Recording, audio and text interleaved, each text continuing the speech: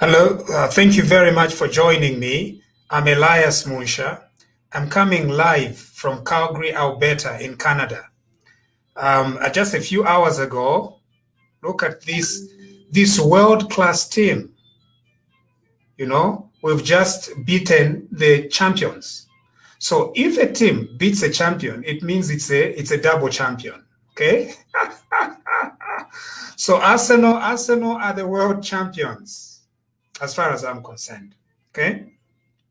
So that was a great game. I hope all of you enjoyed. So Liverpool has been severely beaten. It was not even a contest. I think Liverpool should have given up within 10 minutes of the game to say, no, let's give this trophy to Arsenal, because only Arsenal was playing very, very well. Okay. So at Wembley, I think Wembley should become another Arsenal stadium. What do you think? Because Arsenal is always winning. So here we are.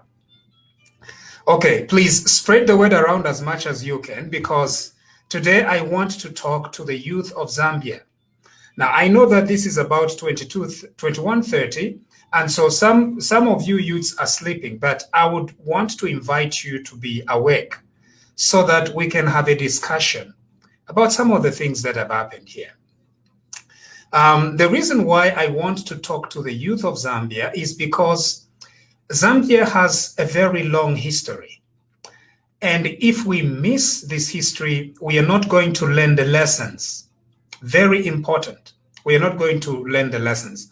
Now, of course, some of the people are going to disagree with me, and it is okay to disagree with me. And in fact, some were part of the Kaunda government, and so they really swear and stand by the things that used to happen during the Kaunda regime.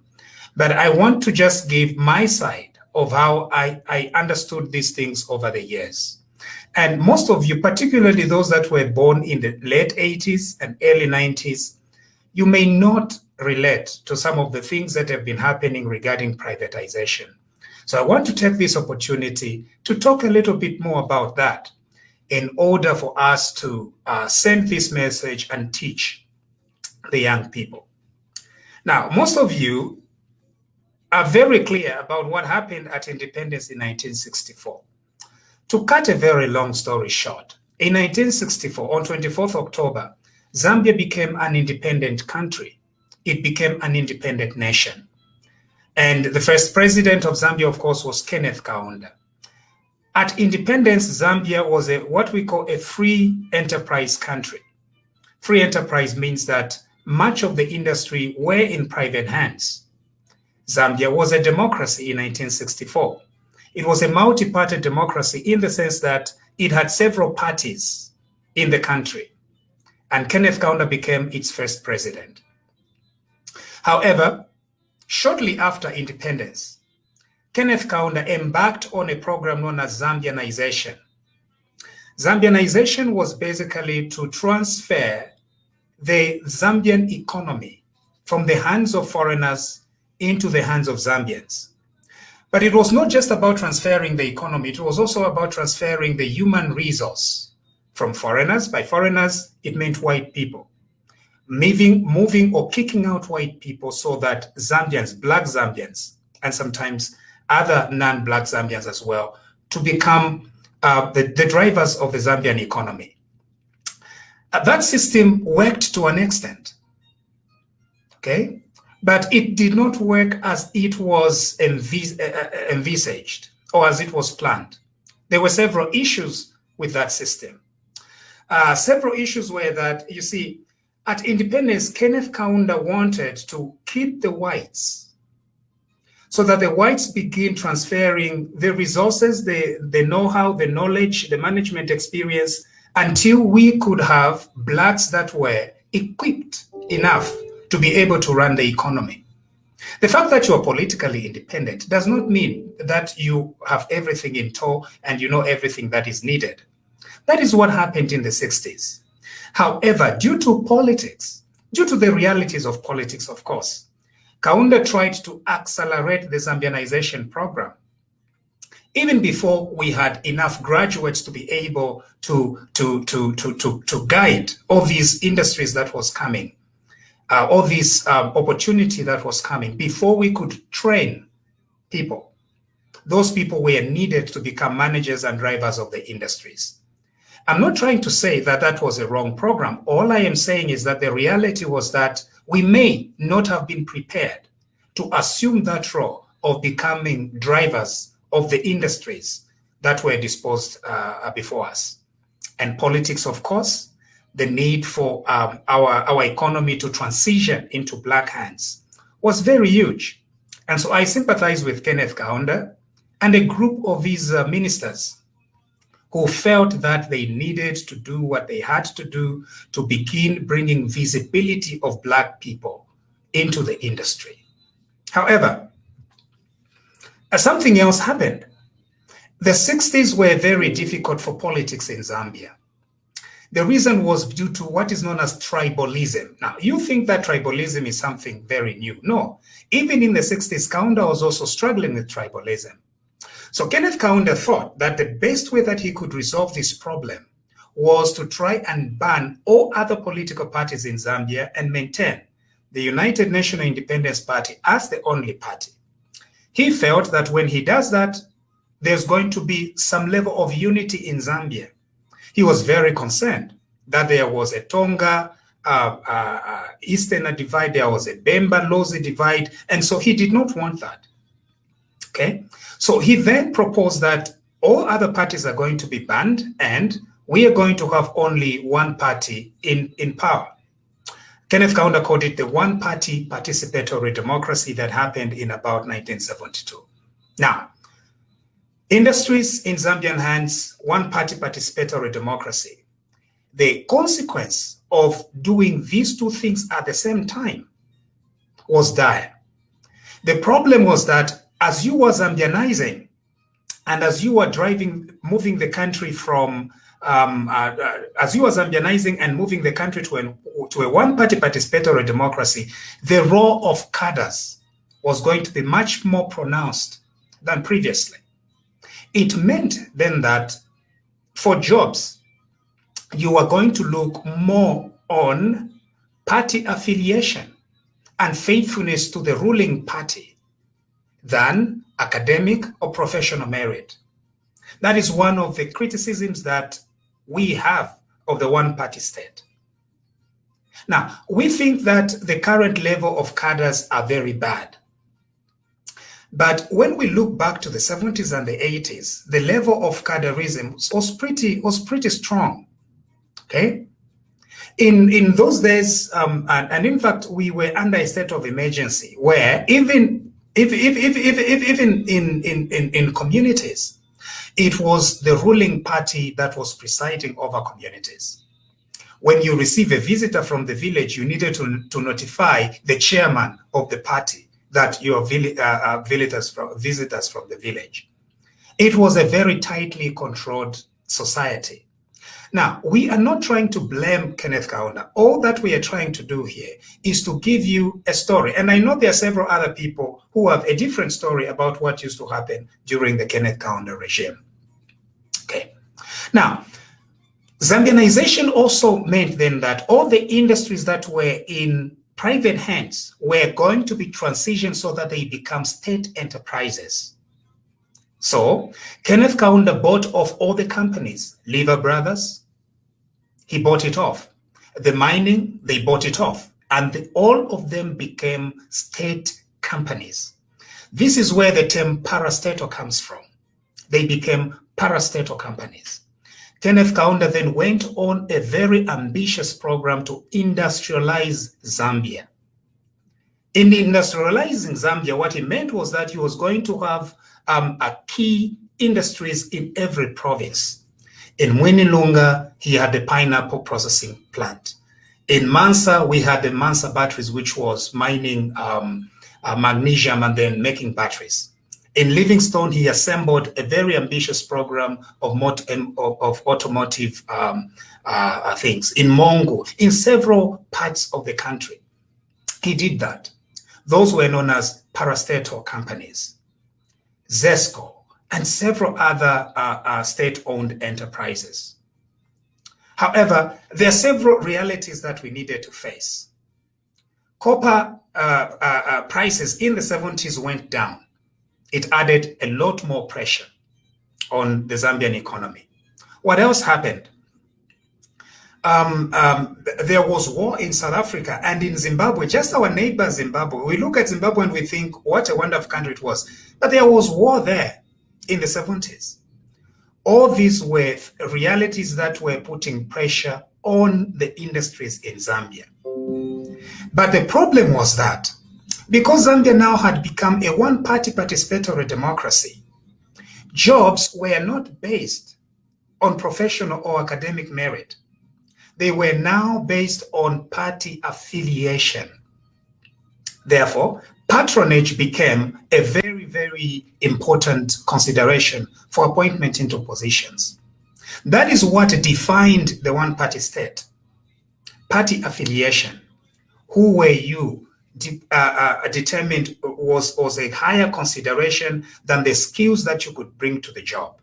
The other thing was, of course, tribal balancing. It was very important to Kaunda that all these parastatal chiefs were coming from different tribes. That is, of course, a plus, but it had its own negative connotations. And so you had universities where registrars were like grade 7 people or grade 9. You had companies where the managing director did not have degrees. Quite all right. There were some that had degrees, but others, most of them did not. So there was no professionalization of our parastatal companies. And of course, due to the politics, Kaunda could not just keep all these parastatals going. The other challenge was that in order for the states to operate, it needs taxes. States, where do states take the money from, get the money from? They get all this money from taxes. And so if you have a very small base from which to tax in order for the state to have money, but you have so many companies that you must pay workers, that model is not going to be sustainable, unfortunately. Okay? So if, for example, you have so many parastatal companies, 100 parastatal companies, and all these workers are on government payroll, you must have a lot more money in order for you to be able to pay all these people. And because it's parastatal companies, the problem was profit was not important anymore. It was politics. And so, as long as these workers are paid, as long as these workers are happy, as long as Kenneth Kaunda somehow finds or prints money to pay these workers, that was a much higher consideration than profit. Let's take Zambia Airways, for example. Zambia Airways did not fail because it did not have great pilots, or it did not fail because it did not have enough assets. Zambia Airways failed because of business. Again, because it was a one-party state, it meant that party officials should be given preference, and in fact, some flights that were starting from Lusaka to London were full of people at half price, or some people that had not even paid for the tickets. As a result of that, Zambia Airways could not turn a profit. Now, it wasn't because there was no business, it wasn't because it could not make money, it was simply because there was too much politics in companies. All right? In the 70s, by the late 80s, the business climate was difficult.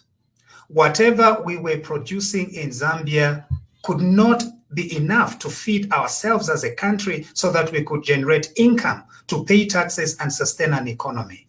Copper prices were under pressure. The industries themselves, they were all based on political patronage. Zambian engineers, Zambian educated, intelligent people that could make things happen could not do that anymore because the ward chairman had much more power than directors, than the educated people, than the intelligentsia of our country. This is what happened. As a result of this pressure, Kenneth Kaunda could not generate enough income to pay all these workers. There was an uproar within the labor movement. ZCTU, of course, capitalized on that, leading to 1989 and 1990, and other riots that happened due to the fact that there was not enough mealie meal in Zambia. Okay? That is what led now to our transition from Kaunda's one-party state to a democracy in the 1990s. However, several other realities should be looked at here.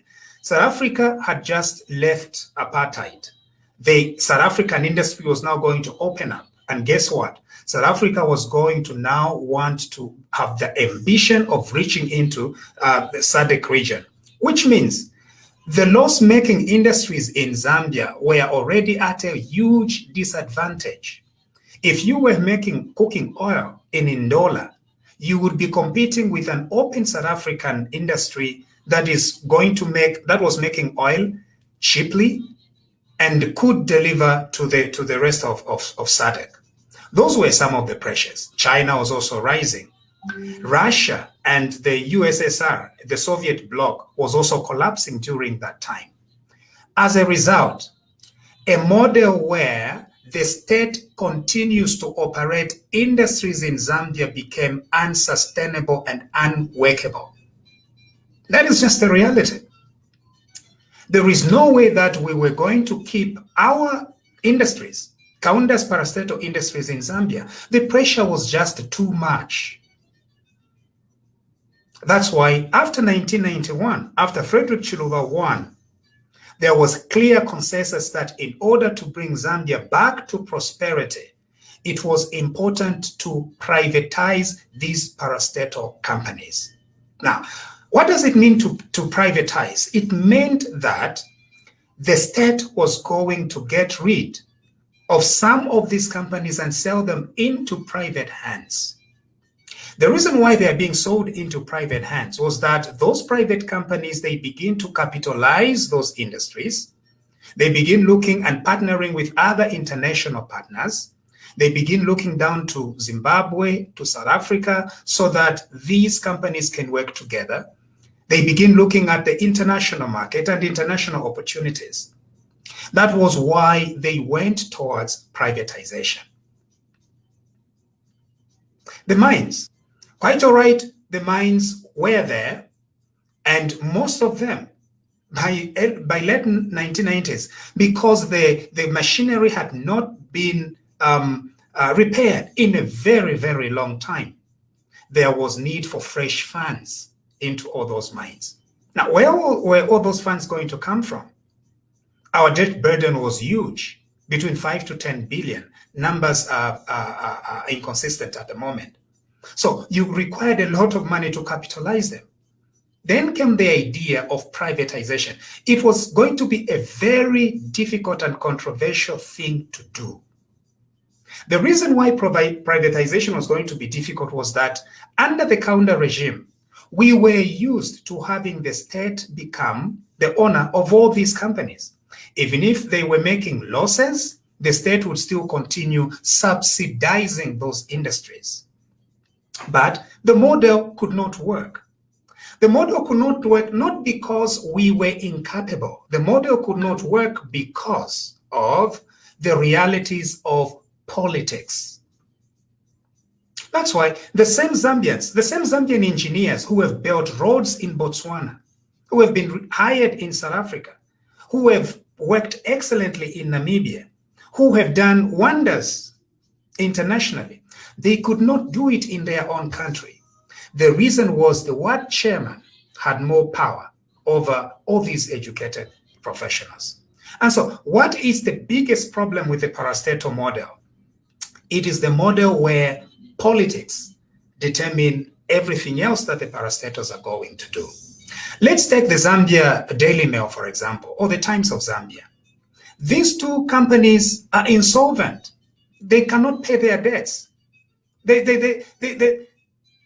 survive by the taxpayers. Now, imagine having 100 Times of Zambia businesses across the country. The tax base would be small. You have to borrow billions in order to continue paying the workers. And that's exactly what used to happen in the 70s and in the 80s. That model could not work.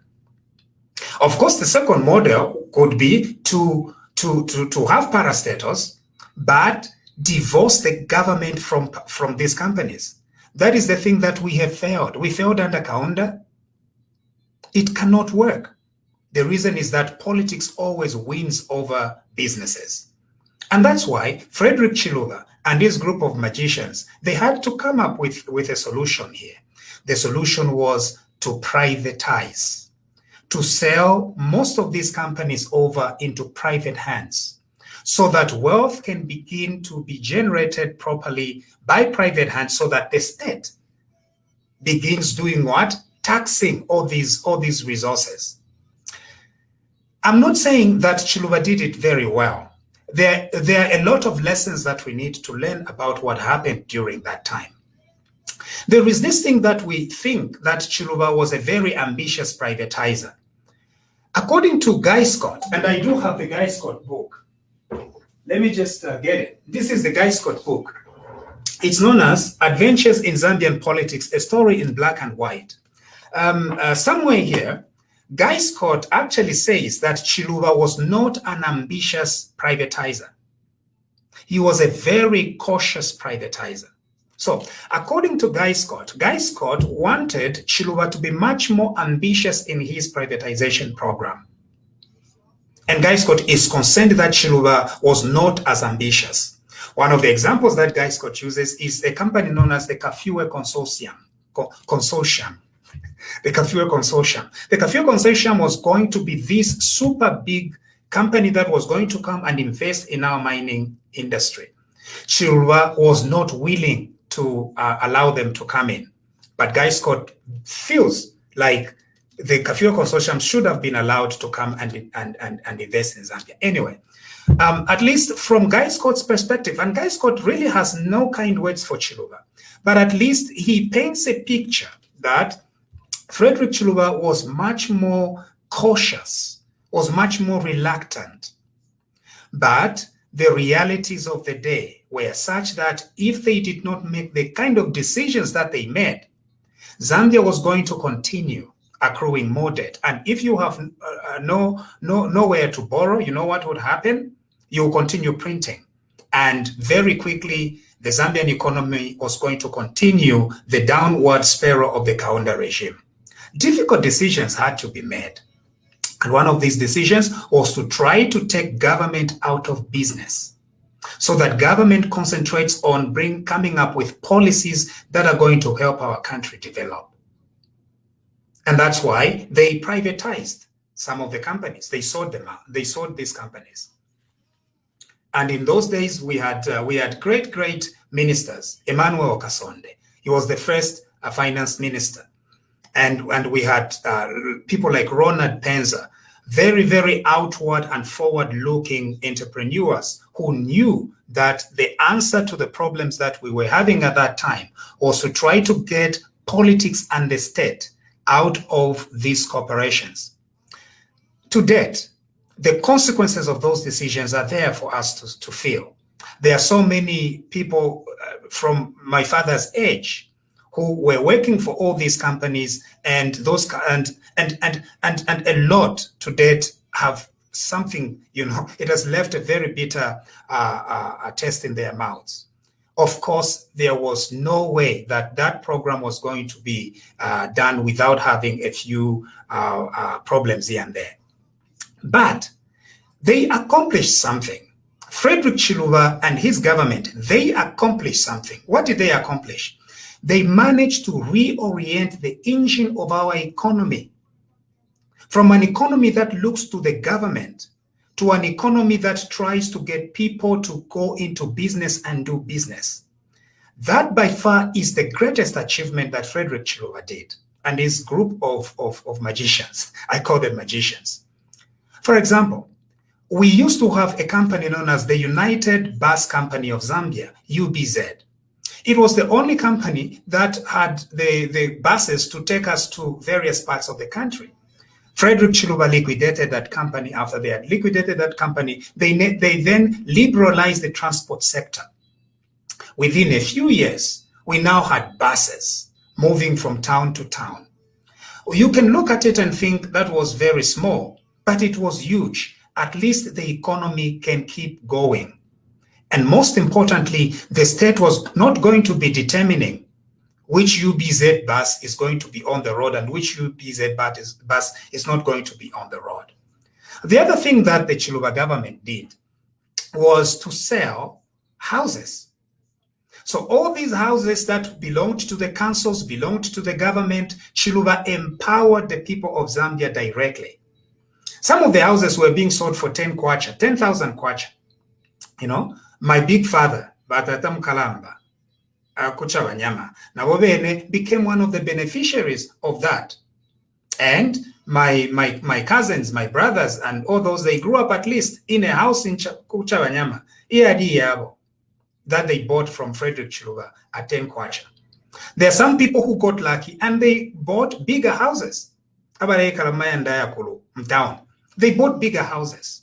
It was known as empowerment. Through that, we could see that the Zambian economy was in the right trajectory. Were there any issues? Yes, of course, the issues were there.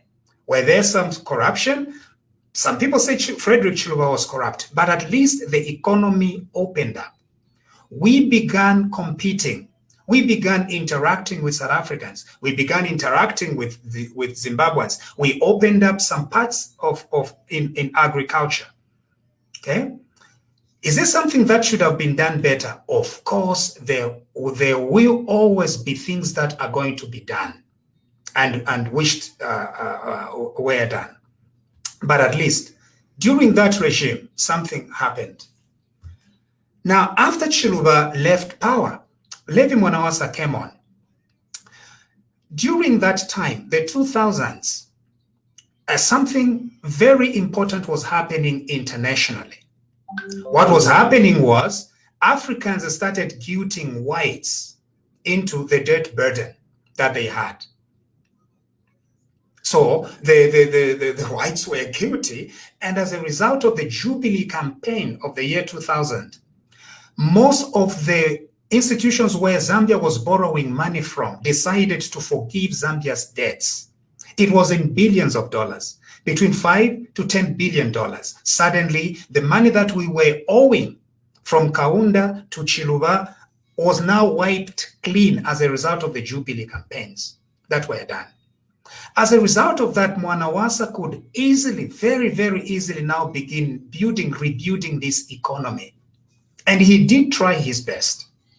With very little debts to pay, it meant then that when they tax the citizens of Zambia, they are going to have much more money in the coffers because they are not using half of it to pay and service debts.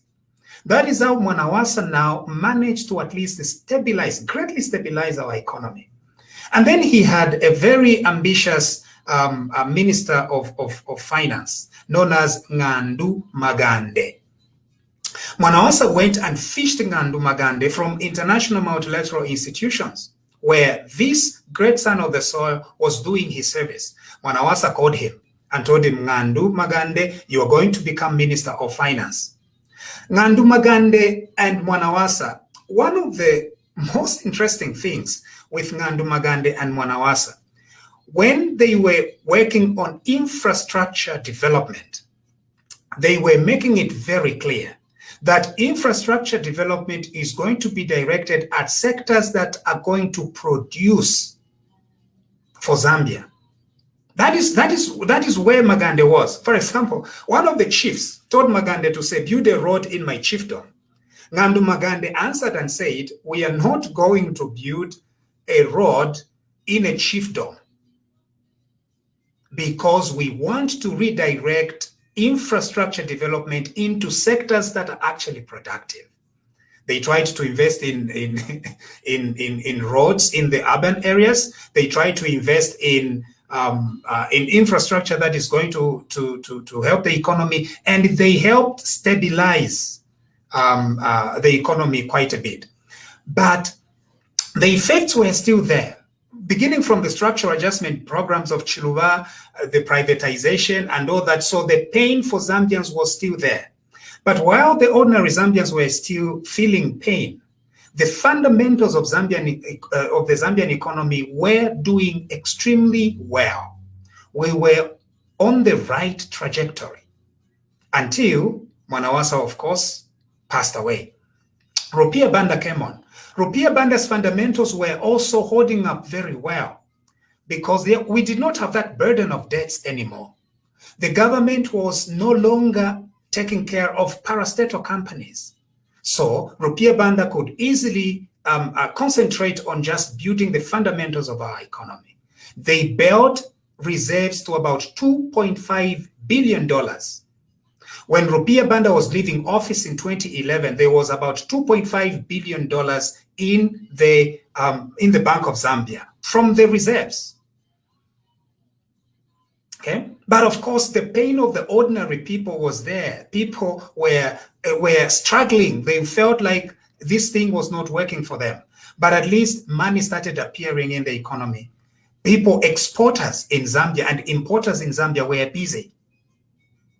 Of course, there were challenges with the copper mines and everything else, but at least the fundamentals were holding just fine. Something happened in 2011. All the restraints with infrastructure spending were taken out in 2011. And we borrowed. Now, there are no records. Between 2011 and presently, we borrowed almost $15 billion more. Which means whatever things that Chiluba tried to build, whatever things Mwanawasa tried to build, whatever things that Rupiah Banda tried to build, in 10 years from 2011 to the present, we squandered the 2.5 billion that Rupiah Banda left. After squandering that money, we went on to borrow billions more. That's exactly what has happened in our country. Now, where did we borrow all these billions? You see, Kaunda's debts were mostly from whites. Chiluba's debts were also from whites. Levi Mwanawasa and Rupiah Banda, that was the time of great African prosperity, great African century. Our debts were being forgiven, and so we could get away with it. From 2011, we found a new person to lend us money, China. Now, you see, with whites, we could easily tell them, hey guys, you are the ones who colonized us. So this 2 billion that you lent us and you want it back, we are not going to give it to you because you are our colonizers. And whites are going to feel guilty, and we will take them on a guilty trip, and it will be over, and they'll forgive that debt. Not with China. So from 2011 to the present, $15 billion more in debt.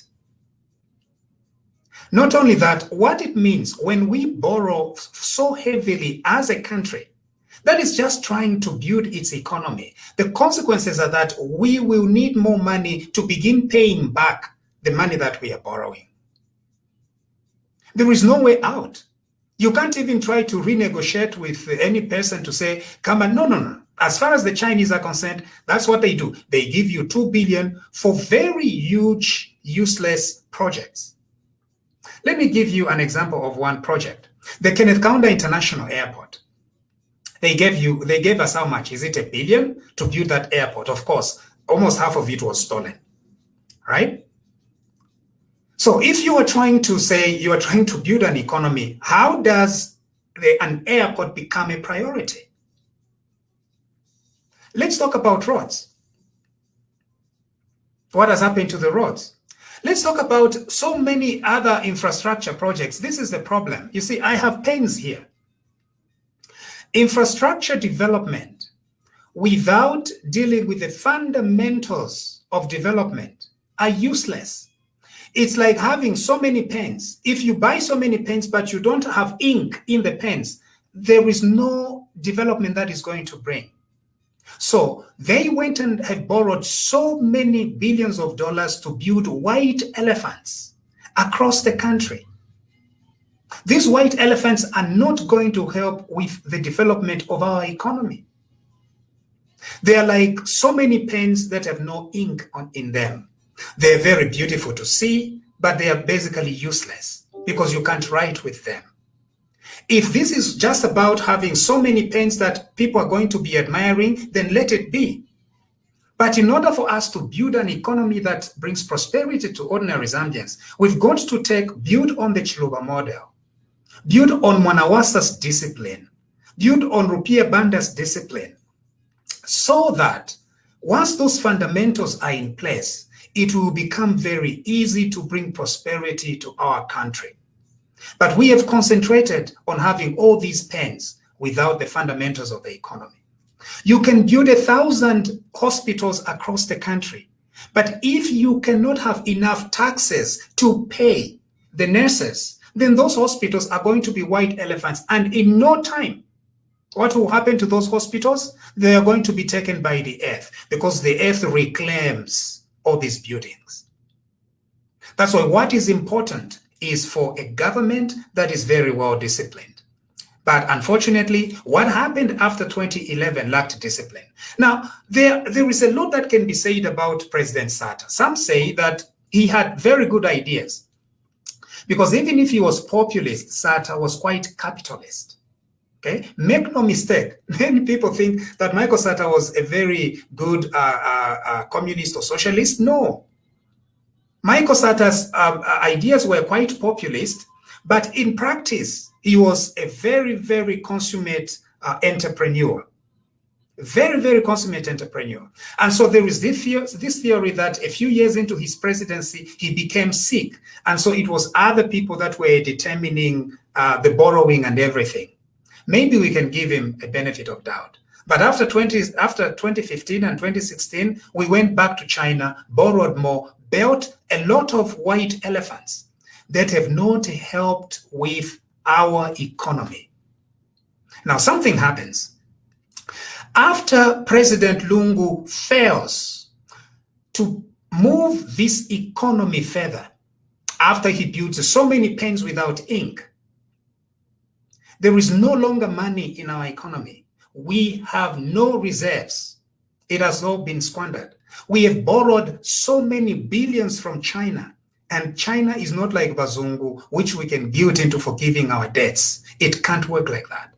As a matter of fact, most of the contracts for those debts that we signed as a country, some of it we understand were in Chinese, and it had a lot of conditions, such as making some of the parastatals that we have currently as sureties for those debts.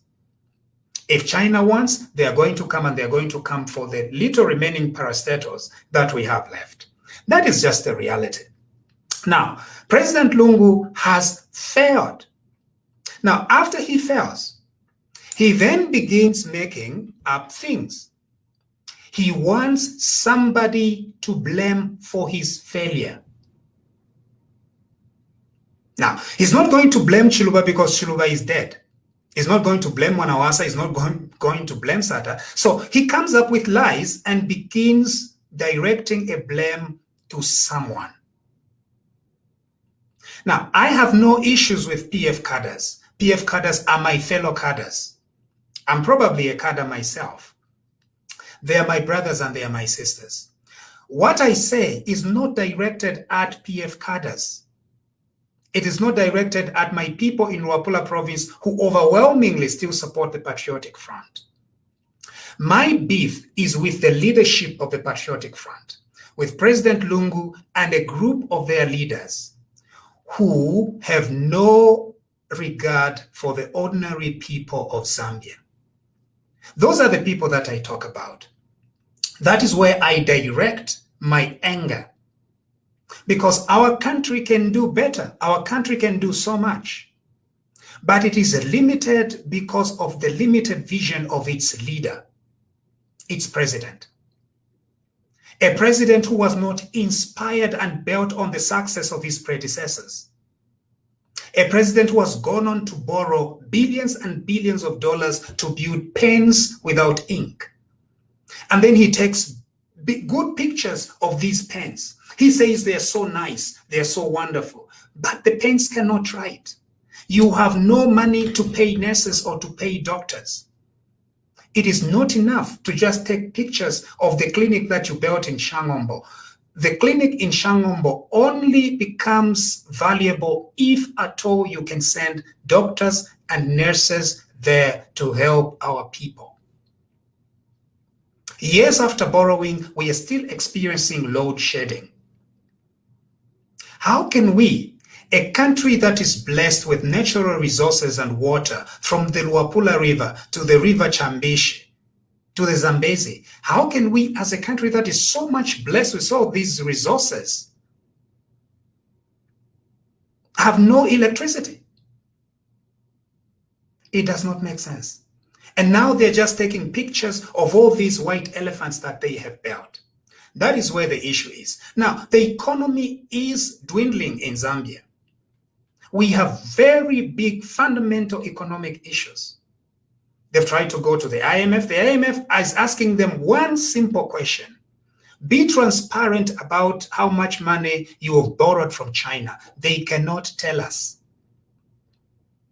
This cabinet has gone on to borrow and borrow without telling Parliament, because when you tell Parliament, it's a public record. They've not told Parliament how much they have borrowed. As a result, the World Bank and the IMF are saying, people, just give us an idea, because when you give us an idea, we can see how we can help you. It's going to be another painful process. You see, when you are lacking leadership, you cannot build on the strengths of the past. You begin repeating the same things. So instead of us going through the pain of the 90s under Chiluba, we are going in 2020, go back to those pains of 1990, which was pretty unnecessary. So the IMF are saying, show us where the wound is. Show us how deep you have borrowed so that we can see how we can help you. They can't do that. Now, because politics is catching up with them, the people of Zambia are saying, no, you are not doing anything to help us. They've seen how the kwacha has doubled in 10 years, lost its value by 200% in 10 years. They have seen how their own sick people in hospitals are going to hospitals without drugs. They're seeing how this president is moving from province to province, starting all these white elephants. They're seeing how they are spending so much money on roads where they're not durable roads. These are roads ayakwebati apo batampira before tabalapuisha ifirindi fiambo kutulika, where they started from. And Zambians are like, we need something to change here, because the president, and it's the president, again, it is the president. He's not doing anything. He's not doing enough. He has no clue. Now, so then they now want to find somebody to blame. And guess who that somebody is? It is the person who is aspiring to lead our country. I'm not telling you to vote for HH. I don't even know HH, but I've seen him on pictures. He looks good. So instead of focusing on trying to resolve our current problems, they have now found somebody to blame for their incompetence. Chiluba is definitely not there, so he's not a candidate. So they found suddenly HH, and they're saying that it is HH who sold the mines. The people of Zambia must stand together and reject the Patriotic Front lies. Again, it's not the cadres. You cadres are like me. You are me. I am you. We are one together. We are suffering together with the cadres. It is the leaders. It is the Patriotic Front that is stealing what belongs to you as Zambians and fellow cadres. It is President Lungu and his group of very close people that are stealing, borrowing, and mismanaging this economy. I have no problems with my relatives that support the Patriotic Front, but I have problems with the Patriotic Front Party and its top leaders who are only bent on stealing and stealing and stealing some more. And now, because they have no program, they want to heap it all on HH. I've been told that I should avoid trying to speak a lot of Bemba. Nomba, munjerereko, kambomfye kwe chibemba. Chimono kwebata abantu bambi banya. elo nomba baya senda amafi batwika owakayele ate eunyele bamutwika bamutwe amafi eo batwika ate eunyele efire ekitika abebire embushi ni bambi bali embushi kirye babekata ero basenda amala ya mbushi bayamushinga echechi ati niye echechi ebire efire ekitika bantu kwena iyo niwe bokateka chiruba abombesha achitari orient economy ya chalo abena mwana wanse nkongole shonse clean slate elo nomba waisapo chirya waisapo you are not leading the people iwe cholefu ayafye kuiba ala nabeba echo kanchinale nandaka inomba bale folesha FMPH folesha pandu kuiba baliba nomba ine nshirelaka nabena Zambia iyo nshirelaka namakadas baba PF amakadas baba PF bantu dimbi na inewini nebokata tete njishibe tulibena Zambia bonse obwafya nkwete nabo ni balungu na babululu shawo balungu n'abana babo n'aba nabo ebaleyi b'ekyuma kyachalo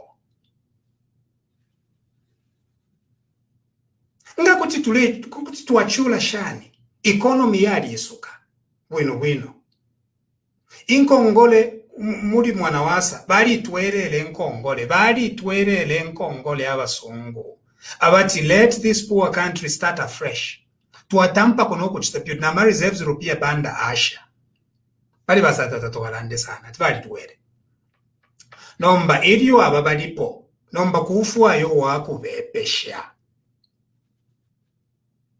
baya senda nabantu bambi ati yo mgwaye aleni nomba sonteni minwe pali HH ni HH waibide nomba umuntu ushachitapo serve in any government haka inde hichilema tachitapo serve in any government kuti batwe bashane at ewa ibechuma chachalo and is the one who is responsible for our current situation kaidi mweba leteka mwambo usonta ombi mwanya elo nomba mwaya mushinga amafi ateo niele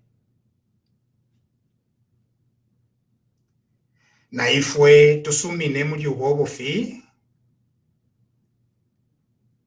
ati yo chachi ni yakainde ayamafi yako akainde tusumine kwatita tutontonkania mwebale umfuama none ni mweka manone indekesho mule kongola ni mwe obushukuwale lwati ni yakainde na ifwe tusumine mweba oshi mwebena lwapola kumilenge na kumwansa bombwe na kumansa umfweni abebire ekyuma kyachalo ni balungu bakabwalala ebebire na plani tabakwete nomba kubepesha omuntu eo batwika imbeketi yamafi ati niwe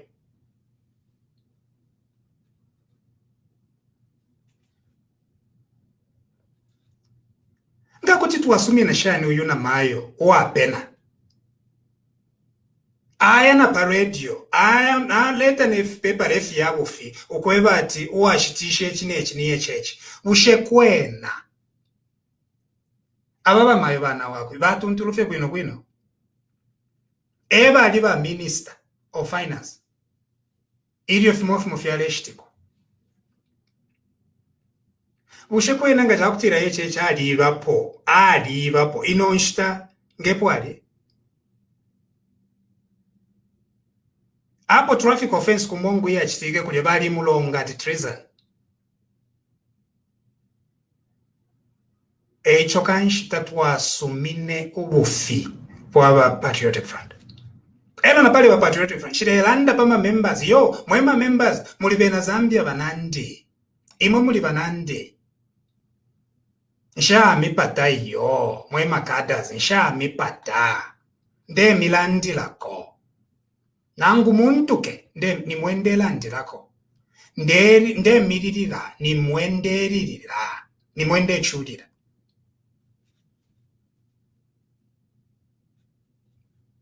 Okweba ati obu obuteeko bw'abalongo tefyo bateeka ekyalo.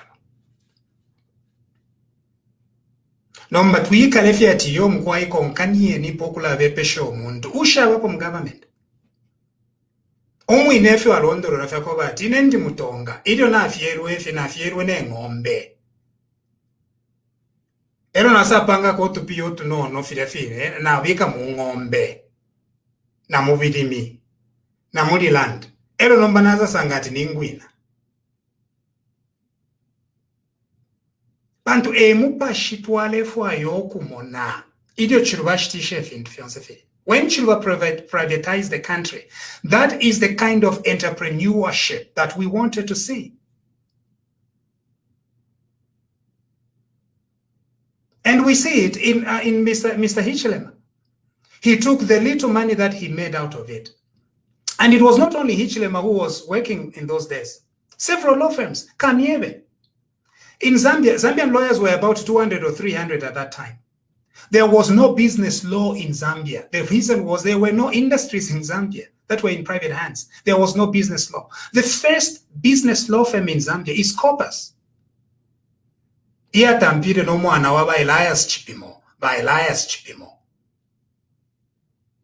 Chairman of the MMD. Elias Chipimo Senior, Elias Chipimo Junior, ni lawyer. Law firm yakwe ilia. Iyo batampire kwa nomba batampe to help the people of Zambia to navigate through the privatization process. Elias Chipimo Jr. made some money out of it. Even today, he's comfortable. And he has a law firm that he has built, a very big, important business law firm in Zambia. Because of privatization, because of the opportunities that were there for the people that were there. Others, they were also consultants, lawyers. No, they did not invest that money, no. They took that money and they started drinking with it and doing whatever they did.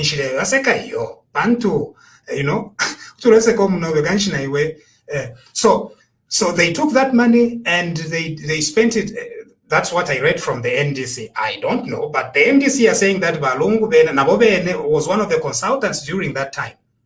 Made some money, and instead of being like HH or like Elias Chipimo, he took that money and he spent it on nightclubs. That's what the NDC are saying. I'm not the one who is making up this. So number for people in their right minds to say that we are in this misery because of HH is not fair. Inendanjira kofi abantu. Ilyo baletitikisha lungu ndamulanjira ko ati yo apamwa mtitikisha. Nomba muletitikisha akaimbe Hichilema. Ngatamule mufwaya landeni fetsi tamule mufwaya yo. Ukuchiloko labe bobo fi. That is the only thing. Ngatamule fwaya tiyo mkwai tamule fwaya tiyo pantu mutonga landeni fi. Pakwa number 2 dealing with tribalism other than nukula le dobu fi uwabula foundation.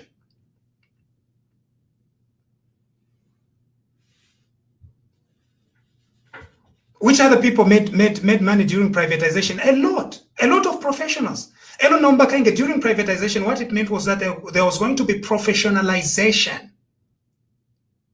Ama lawyers were going to be professionals and they'll be paid accordingly.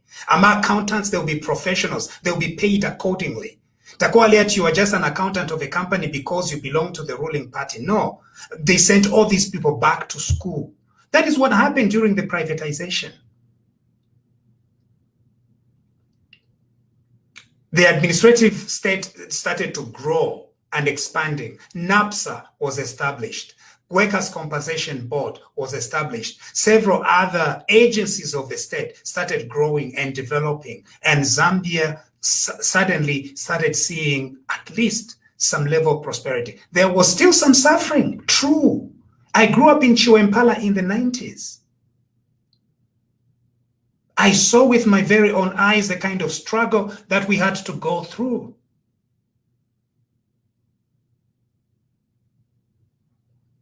with an aunt who was a marketeer at Chwempala Market. I saw it. But the fundamentals were there. We were now a democratic country up to the point where we are today.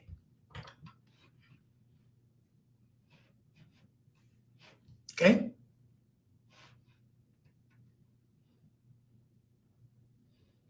Right. So is it true that these consultants may have done some? Yes, of course. If you want to find a skeleton, you will find it. On either Elias Chipimo Jr., of course, you may find it.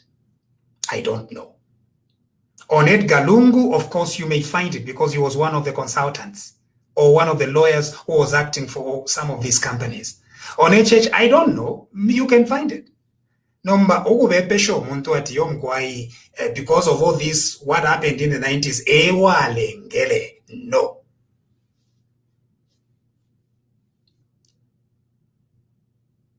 It is the PF that are stealing now. It is the PF that are stealing now. That is where the issue is. Valungu naba nabo. Now. Not my industry to share now. Those are the kind of problems that we have now. We need a leader that is going to build on what his predecessors did. Not a leader who, when he fails, that is not the kind of thing that we need for development in Zambia.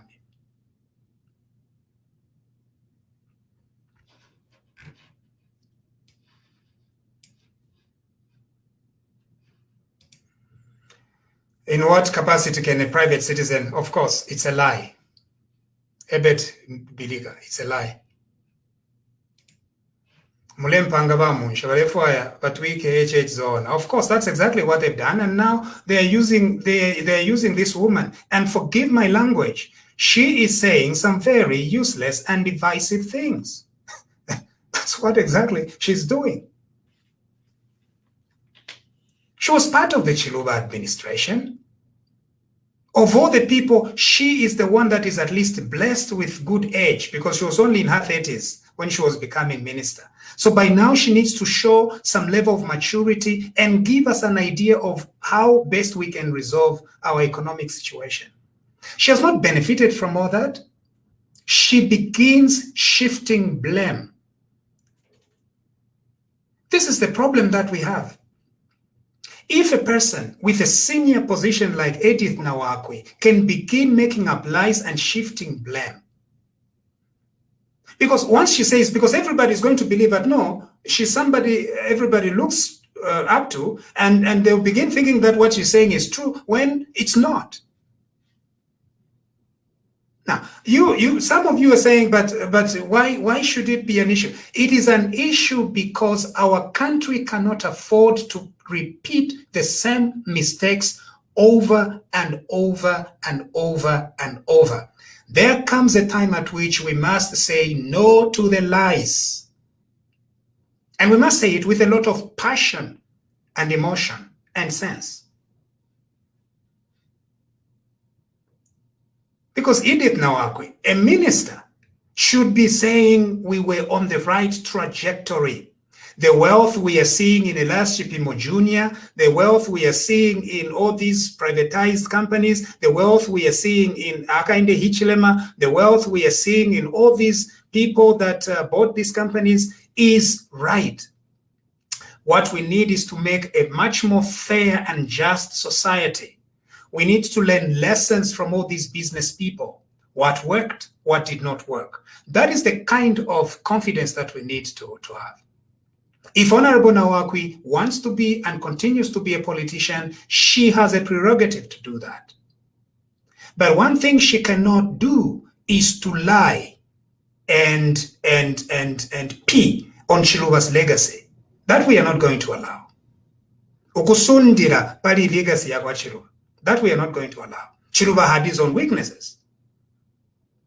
Chiluba had his own problems. But one thing Chiluba did was to open up our country so that it becomes a business-oriented country. For that, we are grateful and we will remain grateful. All we needed was leaders that were going to build on that to ensure prosperity for our country. Not leaders, when they fail, they begin looking back to find somebody to blame. In 1991, when Chiluba became president, he said, I'm going to forget whatever happened. Of course, of course, he was a problem, you know. Of course, it was a problem, but at least I didn't go, but no, we are going to look forward and build our economy, build our country, raise the profile of our people. It was not an easy thing to reorient the people of Zambia from a dependency to independence. It was not going to be easy for Chiluba to change our orientation as a people who were dependent on Kaunda's handouts since the 70s and the 80s to begin now looking at the entrepreneurial spirit. It was not going to be easy. And then somebody in this government begins looking back and saying that it was all because of Chiluba. What nonsense. So, what nonsense. If she wants to be a politician, let her go ahead and be a politician. I'm a vote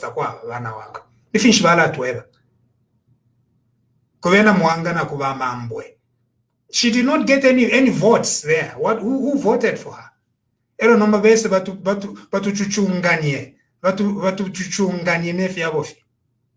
Nonsense.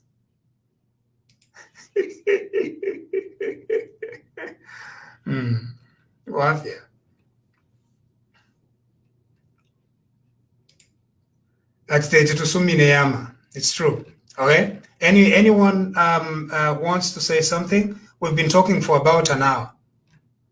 So to the youth of Zambia, you can spend only 1 hour. My opinion about how we got where we are. It's not too much. You sit and watch 4 hours of Nigerian movies. For 1 hour. Particularly go if you're 90 because so nomba kamuntu kasamye party yo mkwai mwe ba yufi ifyo chiri wo twala chisablame nuyeche mwasumina nokusumina ngani mwe babemba banandi. It's even worse. Yo mwe bena lwapula mwe isumi nobo fibwa kwa lungu ati yo mkwai ulire nyuyu. No, don't. Samson Kapaira arerete ria shauti shana Mujibepi. Tujiburongo. Majira. That's how far I can go. That's how far I can go in Kaonde. Tirikumva vingi urongo yumumena kwamba mdara. Okay, thank you. Thank you very much. You understand Kaonde? No, I've understood a little bit of what you've said because Kaonde kainge, if you're feeling more than the ningu for kupano. Byomubena kwamba kyaro kibena kumvwa nekumona kibena kumona kabiji twayanda pavura sana. Kampe msako ambapo neva bintu bisa kukinya sana na biji kuno ku northwestern bintu byatama. Viatama yaya. Viatama. Okay, thank you. Barongo vetu viatama. Yeah, thank you. Thank you. Okay, Chisuma. This is nice. Have you noticed that Kaonde is so nice, eh? Yeah. Why don't we listen to more of Kaonde? Na inekunsambilisha kwechi Kaonde. Amulet Poshan. Va Musako. Lefred.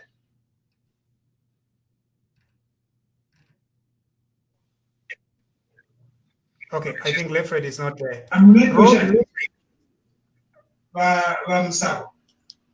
Rose.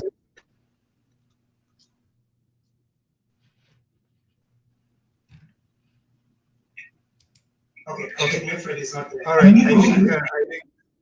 I think that's it. We can't seem to get anyone here. Okay, this is enlightening. Yes, indeed. We thank you. Okay, thank you so much for joining me today. I really appreciate. I know you've been very patient. Elias Munsha Facebook page is my Facebook page. Please like it, share it. I also have a YouTube channel, Elias Munshe YouTube channel. I think we can talk a little bit more there. Thank you very much for joining me today. We've got to say bye and see you another time. Thank you.